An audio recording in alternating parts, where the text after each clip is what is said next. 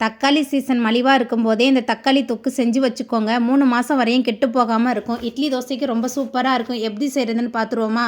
Mixie ஜாரில் 15 தக்காளி, 20 காய்ந்த மிளகாய், 25 பூண்டு பல், கொஞ்சமாக புளி சேர்த்து நல்லா விழுத அரைச்சி தனியாக எடுத்து வச்சுக்கலாம்.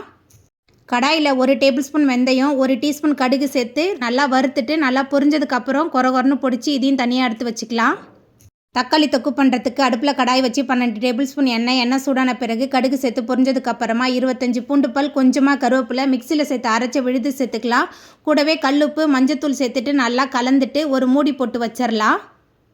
தக்காளி ஒரு 15 நிமிஷம் நல்லா கொதி வந்த பிறகு திறந்து பார்த்தா இந்த அளவுக்கு வந்திருக்கும். இதில் கொஞ்சம் தாராளமாக பெருங்காயத்தூள், மிக்சியில் சேர்த்து பொடிச்ச கடுகு, வெந்தயப்பொடி சேர்த்துட்டு நல்லா கலந்துட்டு மறுபடியும் மூடி போட்டு வச்சிடலாம்.